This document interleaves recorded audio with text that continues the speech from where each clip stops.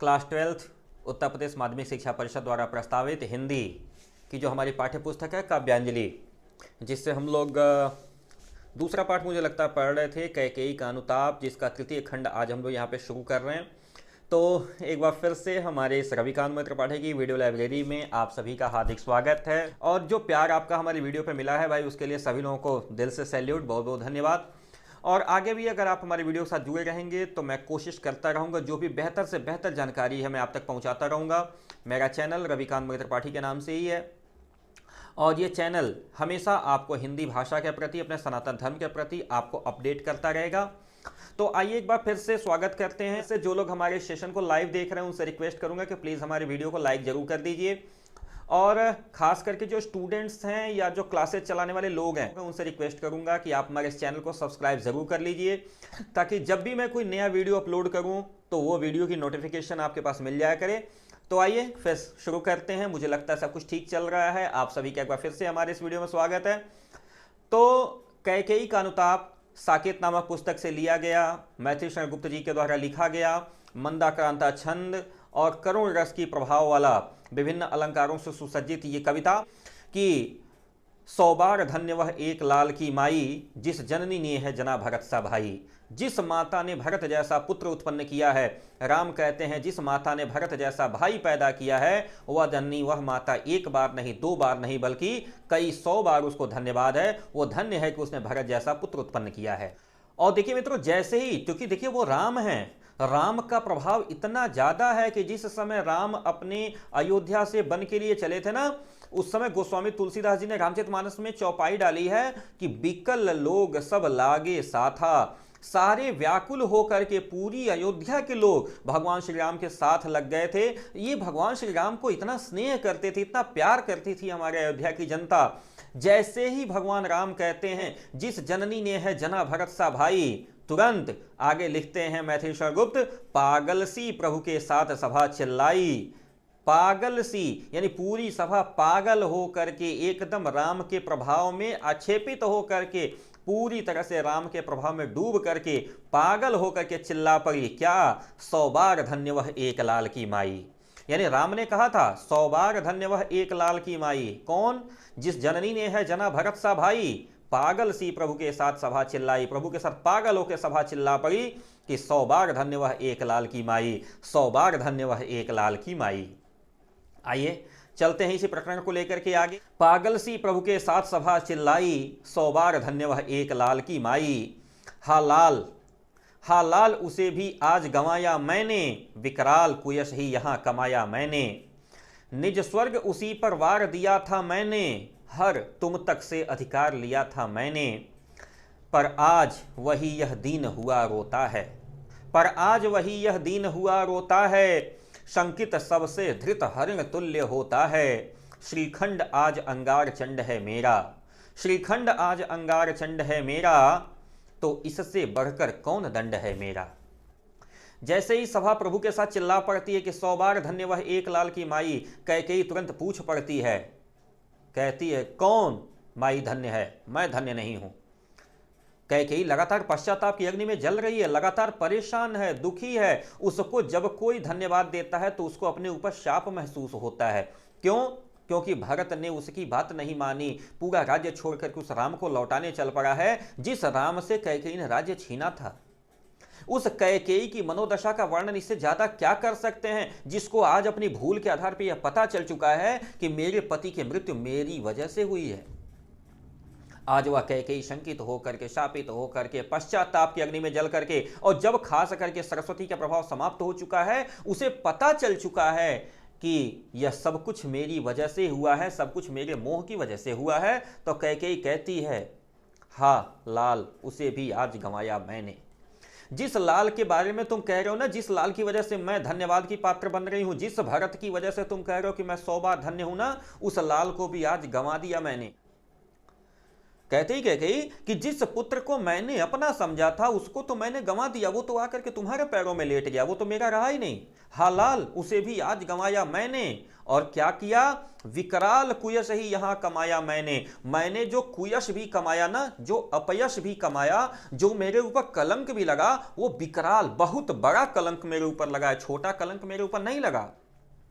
तो कहती है निज स्वर्ग उसी पे वार दिया था मैंने।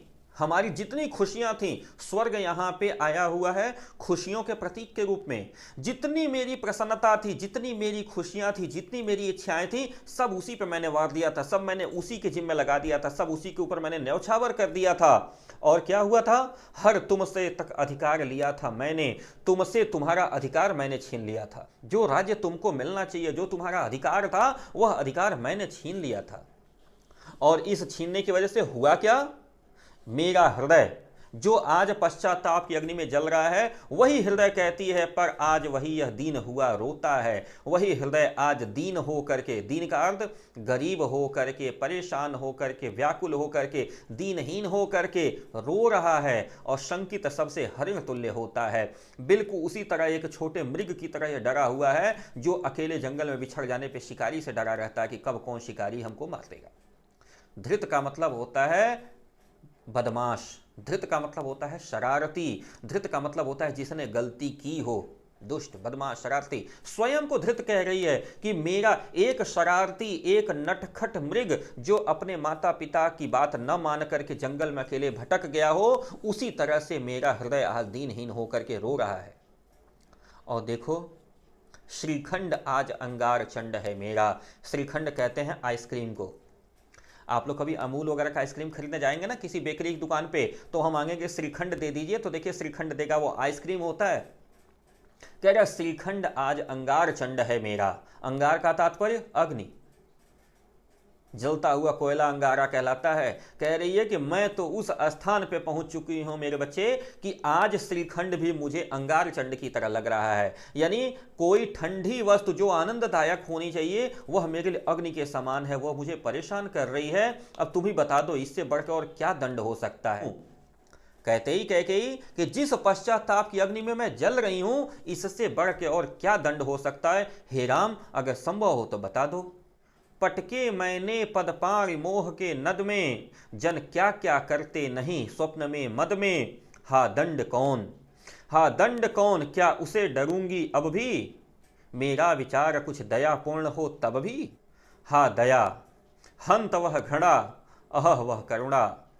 वैतरणी सी है आज जाह्नवी वरुणा। कहती है कैकेयी, हा दया, हंत वह घड़ा, अह वह करुणा। वैतरणी सी है आज जाह्नवी वरुणा। सह सकती हूं चिर नरक सुने सुविचारी, सह सकती हूं चिर नरक सुने सुविचारी, पर मुझे स्वर्ग की दया दंड से भारी। कैकेयी का अनुताप आगे बढ़ के आता है। कैकेयी के अंदर और पश्चाताप जब बढ़ता है, कैकेयी फिर आगे कहती है। सभा के सारे लोग स्तब्ध से एकदम सन्न होकर के चुपचाप केवल कैकेयी की बात को सुन रहे हैं। और केवल सभा ही क्यों, राम भी कैकेयी की बात को चुपचाप बैठे हुए सुन रहे हैं। कह रही कैकेयी कि पटके मैंने पदपाण मोह के नद में। मोह के नद में, नद का मतलब होता है नदी का पुल्लिंग, यानी बड़ी नदी, यानी बड़ी नदी में, यानी कौन सा है, मोह रूपी नदी में मैंने पद यानी पैर, पाणी मतलब हाथ, पद पाणी दोनों मैंने मोह की नदी में खूब पटका। जब मुझे इस बात का मोह हो गया था कि मेरा बच्चा अयोध्या का राजा बन जाएगा, तो ऐसे मोह की नदी में मैंने अपना हाथ पैर खूब पटका। लेकिन राम, तुम तो जानते हो जन क्या क्या नहीं करते स्वप्न में मद में। कोई भी व्यक्ति अगर स्वप्न में हो या मद में हो, मद का अर्थात ड्रिंक कर लिया हो, गांजा पी लिया हो, या किसी तरह का कोई व्यसन कर लिया हो, नशा कर लिया हो, जिससे उसके मस्तिष्क से उसका कंट्रोल हिल गया हो, ऐसी स्थिति में लोग क्या क्या नहीं करते। इसलिए यह मेरा अपराध है, अगर हो सके तो इसे क्षमा कर दो। यह मान लो कि मैंने नशे में गलती की है। जन क्या क्या करते नहीं स्वप्न में मद में। जब स्वप्न में होते हैं या मद में होते हैं तो लोग क्या क्या नहीं करते। और आगे फिर कैकेयी कहती है, हाँ दंड कौन और क्या, उससे मैं डरूंगी। अगर कोई व्यक्ति मेरे लिए यहाँ पे पूज्य गुरुदेव बैठे हैं, श्रेष्ठ लोग बैठे हुए हैं, अगर कोई मेरे लिए दंड का प्राविधान कर दे तो मैं उससे नहीं डरूंगी। मुझे दंड स्वीकार है, मुझे उससे कोई डर नहीं है। और मेरा विचार कुछ दयापूर्ण हो तब भी, यदि मेरे मन में दया आती भी हो, मेरे मन में यह सोच भी आती हो कि शायद मुझे कुछ लाभ मिल जाएगा, हो सकता है यह लोग मुझे क्षमा कर दें, फिर भी मैं दंड से नहीं डरती। हा दया, हंत वह घृणा, अह वह करुणा। अरे अगर दया मिल भी जाए ना, तो जो घृणा लोगों की मेरे मन में बैठ चुकी है उसको मैं कैसे निकालूंगी। पूरी अयोध्या के लोग जो मेरे लिए घृणा अपने मन में पाल चुके हैं, और जो करुणा मेरे मन में डूब रही है, जिस करुणा की नदी में मैं खुद डूब रही उतरा रही हूं, इससे बाहर आने का कोई उपाय है क्या। हाँ दया, हंत वह घृणा, अह वह करुणा। न तो मैं दया की पात्र हूं और न ही मैं घृणा की पात्र हूं, न ही मैं करुणा की पात्र हूं। वैतरणी सी है आज जाह्नवी वरुणा। आज जाह्नवी यानी गंगा और वरुणा जैसी नदियां वैतरणी की तरह हो गई हैं। मुझे लगता है कि किसी तरह से इस भवसागर से हमको पार निकाल दें। वैतरणी नदी कहते हैं ना, धरती और स्वर्ग के मध्य में होती है, गाय की पूंछ पकड़ के ही आप उसको पार कर सकते हैं। तो कह रही है गंगा जैसी नदी मेरे लिए वैतरणी के समान हो गई है, इतनी मुश्किल हो गई है कि मैं कैसे उसको पार करूं। और जितने यहाँ पे सुविचारी लोग हैं, जितने भी यहाँ श्रेष्ठ लोग हैं, जितने यहाँ विचारवान लोग हैं, जितने लोग यहाँ ज्ञानवान हैं, सब लोग कान खोल करके सुन लें। कहती है सह सकती हूं चिर नरक। अगर आप मुझे चिर नरक भी दे देंगे दंड में ना, चिर नरक मतलब पूरा, जब तक यह धरती, जब तक आकाश रहे तब तक तुमको नरक में ही रहना है, चिरकाल तक, लंबे समय तक, अनंत काल तक। यदि मुझे अनंत काल तक नरक भोगने का दंड दे दिया जाए ना, तब भी मुझे उससे कोई आपत्ति नहीं है, मैं उसे हंस करके स्वीकार करूंगी। लेकिन अगर दया करके आप लोगों ने मुझे स्वर्ग भेज दिया ना, यदि मुझे दया करके क्षमा कर दिया ना, तो यह दया हर दंड से भारी है, मैं कतई इसको स्वीकार नहीं कर सकती। कहती है कैकेयी, पर मुझे स्वर्ग की दया दंड से भारी। यदि मुझे दया में स्वर्ग दे दिया गया, यदि मुझे क्षमा किया गया, तो यह हर दंड से भारी है, जिस दंड को मैं पाना चाहती हूं, जो दंड मुझे दिया जाना चाहिए, या जितना बड़ा अपराध मैं की हूं उसके हिसाब से दंड जो बनना चाहिए। मैं चिर नरक भोग सकती हूं, लेकिन स्वर्ग में नहीं जा सकती। कृपया आप लोग इस चीज को सुने। आप लोग सुविचारी हैं, आप लोग ज्ञानवान हैं, आप लोग बुद्धिमान हैं, इसलिए सुन करके सोच समझ करके निर्णय लीजिए। आगे कहती है कि लेकर अपना यह कुलिस कठोर कलेजा, मैंने इसके लिए तुम्हें बन भेजा। घर चलो इसी के लिए, न रूठो अब यूं, कुछ और कहूंगी तो उसे सुनेंगे सब यूं। मुझको यह प्यारा और इसे तुम प्यारे, मेरे दुगने प्रिय रहो न मुझसे न्यारे। मैं इसे न जानूं किंतु जानते हो तुम, अपने से पहले इसे मानते हो तुम भ्राताओं का प्रेम परस्पर जैसा, यदि वह सब पर यूं प्रकट हुआ है वैसा, तो पाप दोष भी पुण्य तोष है मेरा, मैं रहूं पंकिला पद्म कोश है मेरा। आगत ज्ञानी जन उच्च भाल ले लेकर, समझावें तुमको अतुल युक्तियां देकर, मेरे तो एक हृदय है बेटा, मेरे तो एक अधीर हृदय है बेटा, उसने फिर तुमको आज भुजा भर भेंटा। कहती है कि लेकर अपना कुलिस कठोर कलेजा, मैंने कुलिस जैसा, कुलिस का तात्पर्य होता है वज्र, मैंने वज्र जैसा कठोर कलेजा लेके इसी के लिए तुमको बन भेजा था, इसी भरत के लिए। और जब तुमको यह पता चल चुका है कि भरत का इसमें कोई दोष नहीं है, तुमको जब पता चल चुका है कि इसमें मेरा भी कोई दोष नहीं है, तो हे भैया इसी भरत के लिए घर लौट चलो, मत चलो मेरे लिए, मत चलो इन लोगों के लिए, मेरे लिए मत चलो, इन लोगों के लिए मत चलो, इस भरत के लिए तो लौट चलो। क्यों? क्योंकि मुझे यह भरत प्यारा है, ये सबको पता है। नहीं प्यारा होता तो इसके लिए मैं इतना बड़ा निर्णय नहीं लेती। तो मुझको यह प्यारा और इसे तुम प्यारे, मुझको यह प्रिय है और इसको तुम प्रिय हो, इसलिए तुम दोनों मेरे प्रिय रहो और तुम दोनों मेरी नजरों से दूर मत हो, लौट चलो घर, मेरे दुगने प्रिय रहो, तुम दोनों मिलकर के मेरे दुगने प्रिय रहो, एक अकेला प्रिय न रहे। यह तो प्रिय है ही और तुम इसको प्रिय हो, तो दोनों मिलकर के हमारे डबल प्रिय हो जाओ और तुम दोनों घर लौट चलो। मैं इसको नहीं जान पाई, यह मेरी गलती है। भरत क्या चीज है यह मैं नहीं समझ पाई, लेकिन जानते तो हो तुम।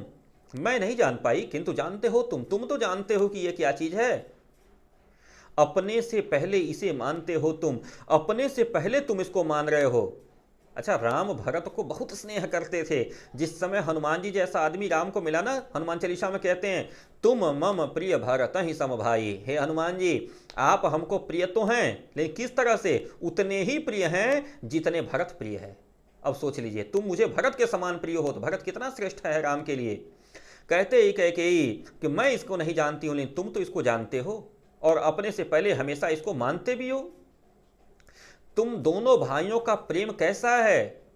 यदि वह सब पर प्रकट हुआ यूं वैसा, तुम्हारा प्रेम जितना बढ़िया यह अयोध्या की जनता के ऊपर होता है और भरत का प्रेम जितना बढ़िया इस अयोध्या वासियों पे होता है, यदि दोनों भाइयों का समेकित प्रेम इन अयोध्या वासियों को मिले तो फिर क्या पूछना है, कितना सुंदर हो जाएगा। और यदि ऐसा हो गया तो यह जो पाप मैंने किया है ना, यह पाप दोष भी पुण्य तोष हो जाएगा मेरे। तोष का मतलब होता है संतोष। यह पाप दोष भी, यह जो पाप मैंने किया है ना, यह पुण्य का संतोष हो जाएगा मेरे लिए। मैं अपने मन में संतोष कर लूंगी कि चलो मेरे से बहुत बड़ी गलती हुई थी, लेकिन फिर भी मुझे संतोष हो जाएगा। क्यों? मैं रहूं पंकिला पद्मकोश है मेरा। मैं भले ही कीचड़ रहूं, लेकिन कम से कम इतना तो मुझे आनंद आ जाएगा, इतना तो मुझे संतोष हो जाएगा कि मैं कीचड़ रूपी हूं, मैं पंकिला हूं। पंख का अर्थात होता है कीचड़। मैं कीचड़ हूं, लेकिन मेरे कोश में से एक कमल खिल गया है, भरत रूपी कमल मेरे ही कोश से निकला है। इस बात का मुझे संतोष हो जाएगा। आगत ज्ञानी जन उच्च भाल ले लेकर, आने वाले जो ज्ञानी जन होंगे ना, जो आज के बाद इस संसार में आएंगे, वह ऊंचा मस्तक लेकर के, भाल का तात्पर्य होता है मस्तक, उच्च भाल ले लेकर के तुमको अतुल युक्तियां दे दे करके, ऐसे ऐसे उपाय, युक्तियां का मतलब होता है उपाय, अतुल अतुलनीय, जिसकी तुलना न किया जाए, जो कंपेयर के लिमिट के बाहर हो, बियॉन्ड लिमिट टू कंपेयर, अतुल युक्तियां दे दे करके तुम समझाएंगे। बहुत सारी ऐसी बातें बता बता के तुमको समझाएंगे। लेकिन बेटा, मैं मां हूं, मेरा बस एक हृदय है। कैसा? अधीर, धैर्य से हीन। इस हृदय में अब धैर्य नहीं बचा है बेटा। मेरे पास सिर्फ एक हृदय है, उस हृदय में केवल ममता है, उस हृदय में केवल पश्चाताप है। धैर्य नहीं रह गया है, यह अधीर हो चुका है। आज वह तुमको भुजा भर भेंटना चाहता है। हे बेटा, मेरी बात को मान करके मुझे क्षमा कर दो।